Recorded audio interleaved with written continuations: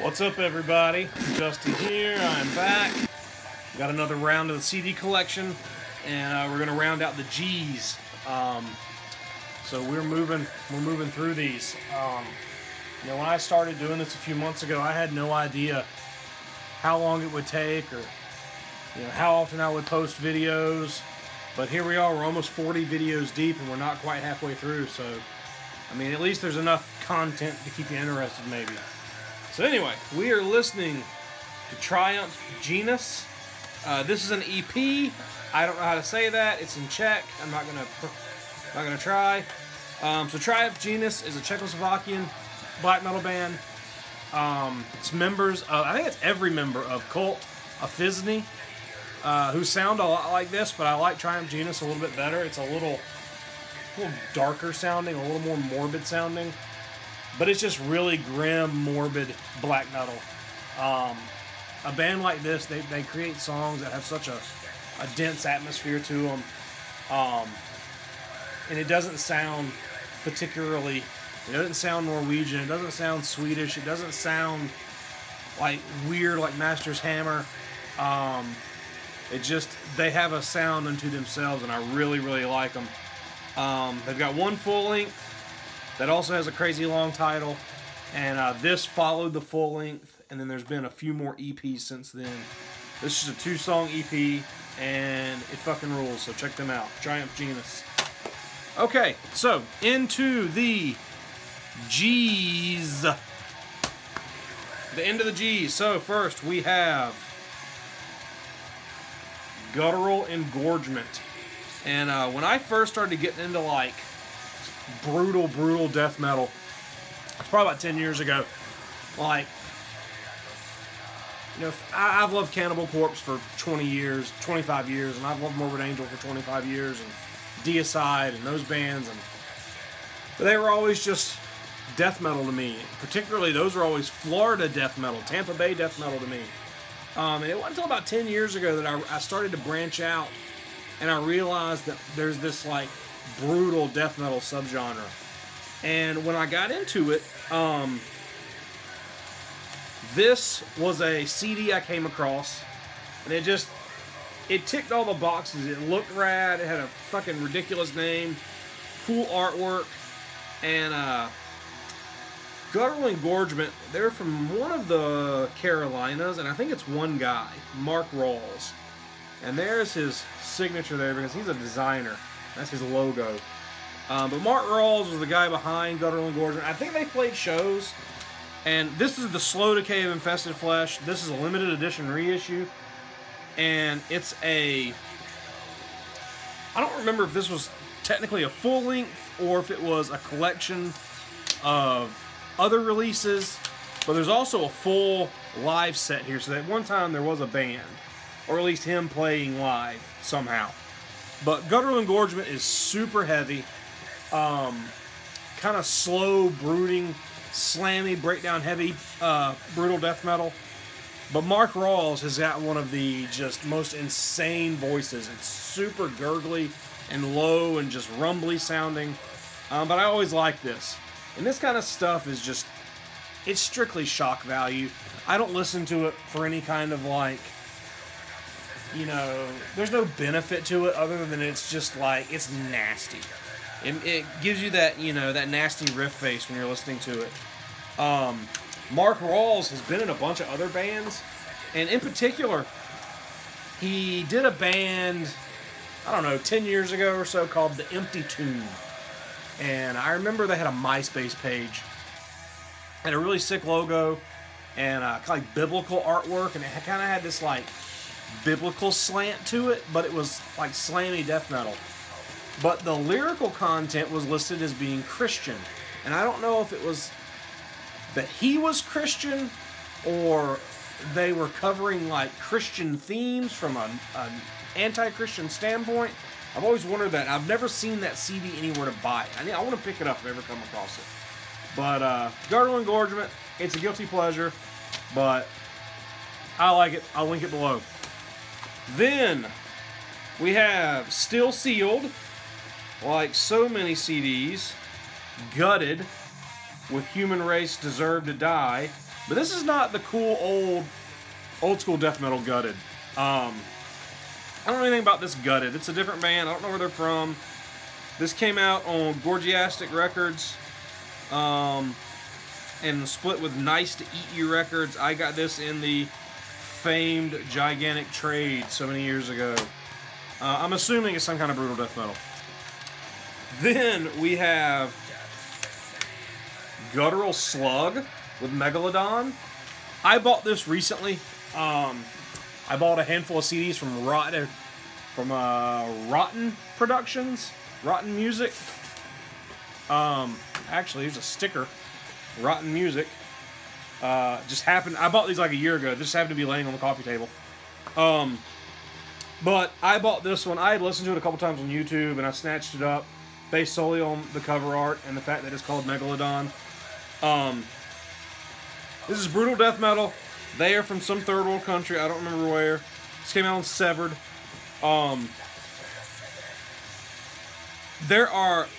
This is kind of your standard brutal death metal CD. It's very slammy and breakdown heavy. There's also weird, like, almost industrial parts and kind of techno-y parts to it that kind of work. It breaks up the monotony of that kind of music. But it's good, man. I like it. It's goofy. It's a novelty, man, but it's rad. I don't understand the Guttural Slug name, but it's cool.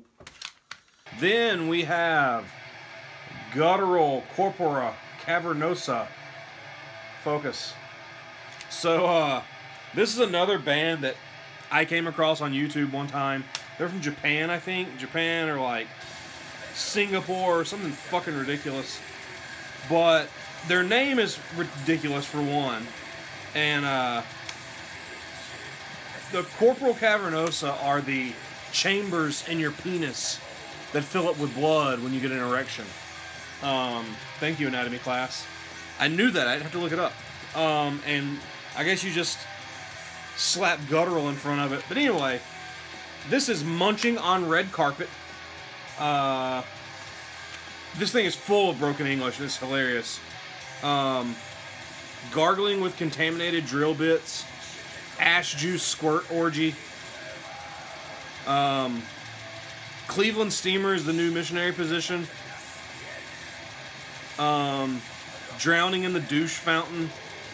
It's silly. It's fucking stupid as fuck. But this is super, super heavy. Super brutal. Ultra guttural death metal. And I cannot deny just the ignorance of shit like this. Just putting it on and just making that fucking stink face the whole time. It's rad as fuck. You know, I just have such a guilty pleasure for that kind of stuff. Now, we have the Kings. Guttural Secrete. I fucking love Guttural Secrete. So when I started to really get into like really ultra brutal death metal, Guttural Secrete was one of the first bands that I checked out, and I got into them based solely on that cover and the fact that their name is Guttural Secrete, which is such a gross, just fucking oozy sounding name. So this is their first album, Reek of Pubescent Despoilment. That is just the nastiest, just like almost over the top too much album title. Guttural Secrete is from Las Vegas, Nevada, and they are ultra technical without being, it's not like brain drill. It's not just ridiculous arpeggios and scales and solos. Like, it's technical, just fucking brutal death metal. Big fold-out booklet with the order form. Like, it's old enough to have an order form in it for a t-shirt. I think they did that as a novelty. I don't know if you could really do that back then. But, like your old Deicide CDs and shit and obituary CDs had the cut-out order form. I mean, this came out like 10 years ago, so it's not that old.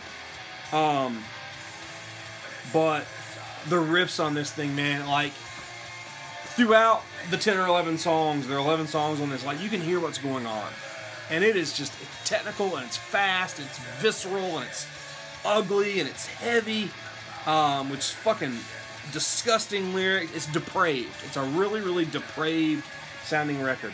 But this is the brutal death metal record by which I measure everything else. Nothing is as good as this. Nothing will ever top it. But there are records where I'm like, okay, I like what they're doing. It's in that vein. And if there's anything in this vein, I'll be a fan of it. But Guttural Secrete is just fucking nasty. And Recapubescent Despoilment is the #1 brutal death metal CD for me. It's also full of fucking killer samples. It opens up with a Silence of the Lambs sample, man, and it's so good. It's not what you expect. It's way different. So then, after I got that, I went back and got this EP. It's 4 songs, their first release. It's called Artistic Creation with Cranial Stumps. It's 4 tracks. It's good. It's not as good as their first full length, but it is definitely like in that direction. It's nasty, and it also has an order form for a t-shirt. This has a really awesome, also has a Silence of the Lambs sample, but it also has a sample from Gangs of New York, which is just fucking killer. They're a little left of field with the way they sample things, and it works so well. But this isn't as produced as well as Reek. It's not as technical, it's not as heavy, but it's getting there, and it's rad. I fucking love it. So then, in 2013, they came out with their second record, Nourishing the Spoil. And I like how they follow in the theme of the despoilment. You know, the spoiled, you know, pubescent, spoiled humanity theme. And this record, man, it picks up right where Recapubescent Despoilment leaves off. And Blue Jensen, the singer, is just, man, he's got one of those voices that's just fucking untouchable. And they're just, man, they are fucking killer. Best of my knowledge, it's been the same dudes for most of the same kind of 3 core guys that have always been in the band. I've never seen them. They play a decent amount. They've never been to the Southeast. If they ever come here, man, I will be right up fucking front.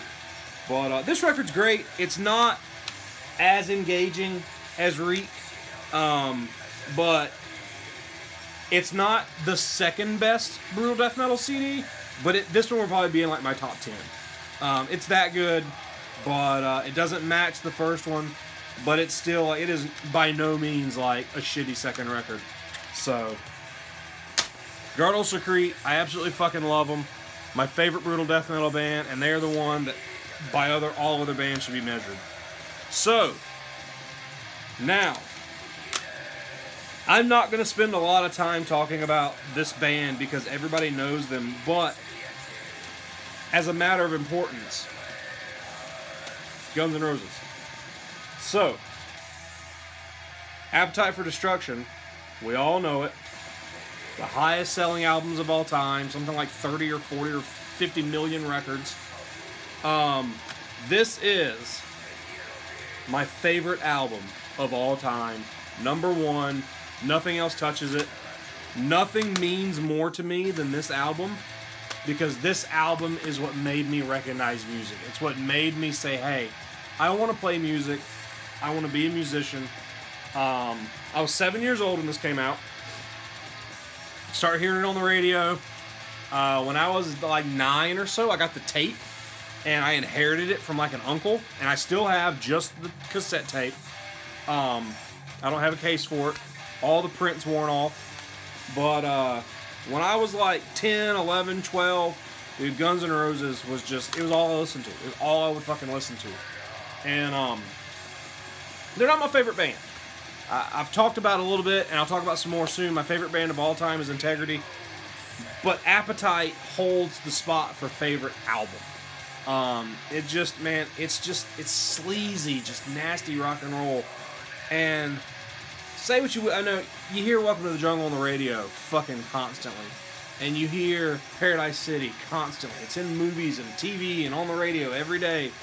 And, man, this record, there's not a weak spot on it. It is flawless from beginning to end. And It's just no other band has ever matched their intensity and matched their sleaziness and matched their ethic and matched just, I mean, this record set the bar for everything. And I know people that just hate Guns N' Roses, man, but they're so important to me. And I finally got to see them a year ago, about 14 months ago. I saw the Reformed, the reunion tour with Slash finally came back. You know, it's 3/5 of the original band, so, and they were fucking killer. But I cannot put into words right now what this record means to me, so I'm gonna move on. So then, I don't have Lies on CD. I have it on cassette tape. And then I have Use Your Illusion 1 on CD. I have 1 and 2 on cassette tape that I bought when they came out. And these records, like, by the time this came out, they came out in 91, I was just, like, foaming at the mouth waiting on these records to come out. And they were so huge. I mean, my favorite band of all time waits 5 years between records, and they put together this massive fucking double album release. There's 2 albums, and they're released separately. And they have very, very distinct identities. And, you know, everybody knows Live and Let Die, the Paul McCartney cover, and Don't Cry, and November Rain is one of the biggest songs of all time. But Coma, the last song on this, is this 10-minute, like, fucking doom song. When they played that last year, that's the heaviest shit I've ever heard live, man. The beginning of Coma will just fucking... It sounds like Evoking. Dude, it will just fucking crush you. People don't realize how fucking amazing this band is. Use Your Illusion 1 is dark, man. It's kind of nightmarish. It's kind of a dreamy record. But Axl Rose had some serious, like, mental shit going on. He still does. He's a fucking sociopath. But he had some fucking... He was on another fucking wavelength back then. And it comes through on this record a lot. Then I have Hollywood Rose, which is... It's some demos back when Tracy Guns was still in the band. And I'm not sure. I picked this up when it came out. And I think this was released like per Tracy Guns and not really as a Guns N' Roses release. And they were called Hollywood Rose for a time. But it's alright. It's got a couple of recognizable songs like Reckless Life, Anything Goes. I've listened to this a handful of times. It's got some. It's like a bootleg of Guns N' Roses demos before they were really Guns N' Roses. It's all right. And then I have the famed Chinese Democracy. So I didn't buy this. I have a cousin who's more like a nephew. I'm like 18 years older than him. And he knew that I loved Guns N' Roses. And one day, him and my grandmother were at the store. And this was at like CVS or Walgreens or something for $1. So he was like, and he was probably 15 at the time. He was like, oh, Justin likes Guns N' Roses. Let's buy him that CD. So they bought it for me. I listened to it once. It's not bad. It sounds like a modern, if there was a modern Guns N' Roses, it's what they sound like. You can tell that it's Guns N' Roses, even though the only person in the band is Axl. Here's a fun fact. The only other person, the longest tenured member in Guns N' Roses, other than Axl, is the keyboardist Dizzy Reed. Because he joined in 1991 and he's never left. Through all the hiatus and all the downtime and the 10 years it took to put this together, he never left the band. He's been in the band like 26 years now. Which is crazy. But this is okay. Like, the song Better, it was the single. I like it. They played it live last year. I would have never bought this otherwise. You know, this, unless you lived under a fucking bush. You know, Axl Rose talked about this record, Chinese Democracy, for a decade. And kept saying it was coming and kept saying it was coming. And finally, out of the blue, he's like, I'm putting it out via Best Buy. Like, Best Buy created a record label and they put it out. And I mean, it did what people thought it was like, oh, here it is, and it's okay. But it's not what people waited on for 15 years or whatever. What year did it finally come out? It doesn't say. Like 2010 or something. 2008 is when it finally dropped. So 17 years after the Use Your Illusion records. But I own it just because I have it. The only thing I reach for on a regular basis is Appetite for Destruction and the Use Your Illusion records. But I love Guns N' Roses, man. They're super special to me. You know, they made me want to play guitar. Slash is the reason I play guitar. And I just, they're, for what they created back then, man, they were untouchable. Just that record, it was just on a whole different fucking level. So, my tape's over. We listened to it twice. I hope you like Triumph Genus. Let's talk about these records. And let's talk about Guttural Secrete and how amazing they are. And Appetite for Destruction and how fucking important it is. If you don't like it, I don't want to hear about it. Let's do some house cleaning. If you don't like something that I talk about, that's fine. I don't care. But don't argue with me about it in the comments on my page. I'm going to block your ass because I ain't got time for that. We all have different opinions. We all have different, you know, intents. But I'm just here to talk about music and talk about what I like and hear about what you guys like. And I don't want to argue with people about dumb shit. So if you don't like it, fucking kick rocks. But I got some more stuff coming. Comment, like, subscribe. I'll talk to you guys later.